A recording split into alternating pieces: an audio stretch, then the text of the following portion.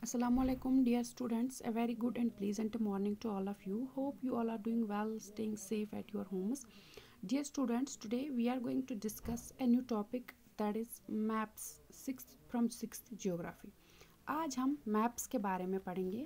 ये टॉपिक हमने 6th geography से लिया हुआ है। देखें यहाँ पे, you have learnt in the previous chapter about the advantages of a globe. However, globe has limitations as well. हम मतलब ग्लोब जो होता है, it's a model of earth, ज़मीन का नमूना जो होता है। अगर हमें अर्थ के बारे में कुछ भी चीज़ देखनी होती है तो हम ग्लोब में देखते हैं।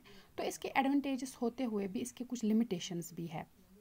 A globe can be useful when we want to study the earth as a whole, but when we want to study only a part of the earth, as about our country, states, districts, towns and villages, it is of little help. In such a situation we use maps.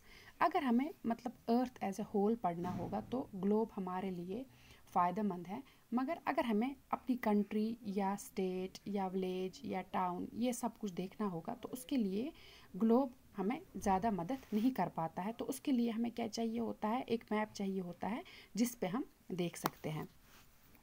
A map is representation or a drawing of the earth's surface or a part of it drawn on a flat surface according to a scale, but it is impossible to flatten a round shape completely. We find that maps are useful to us for various purposes. One map shows a small area and a few facts. Another map may contain as many facts as a big book. तो ये maps जो होते हैं ये एक draw किया होता है, तो एक सरफेस पे, फ्लैट सरफेस पे ड्रा किया होता है स्केल से। तो ये जो मैप्स होते हैं ये हमें बहुत ही मतलब हेल्प करते हैं, बाकी मतलब बहुत से पर्पस के लिए हम इस्तेमाल करते हैं। One map shows A small area and a few facts. When many maps are put together we get an atlas. एक मैप जो होता है उसको मैप बोलते हैं। जब एक मतलब बहुत सारे मैप्स हमने एक बुक की सूरत में रखे हुए होते हैं उसको हम एटलस बोलते हैं। Atlases are of various sizes, measurements drawn on different scales. Maps provide more information than a globe. They are of different types. Some of them are described below. ये मैप्स से हमें ये एटलसेस जो होते हैं ये भी अलग अलग साइजेस के होते हैं, बड़े होते हैं, छोटे होते हैं। तो ये हमें बहुत सारी इन्फॉर्मेशन प्रोवाइड करते हैं। तो ये जो मैप्स होते हैं they are of different types, बहुत सारे टाइप्स के होते हैं। Some of them are described below. पहले हैं फिजिकल मैप्स। देखें, maps showing natural features of the earth such as mountains, plateaus, plains, rivers, oceans, etc. are called physical or relief maps. Physical maps वो maps होते हैं जो हमें natural features दिखाते हैं, जो नेचुरली, जैसे माउंटेन है, कोई प्लेटू है, रिवर है, ओशन है, ये सब चीज़ें जो हमें शो करता है इसको हम फिजिकल मैप बोलते हैं। दूसरा होता है political maps. Maps showing cities, towns and villages and different countries and states of the world with their boundaries are called political maps.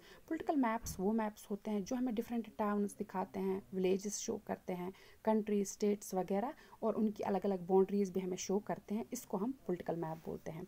The third one is thematic maps. Some maps focus on specific information such as roads. कुछ maps हमें कुछ specific information देते हैं, कुछ खास information किस चीज़ पे focus करते हैं।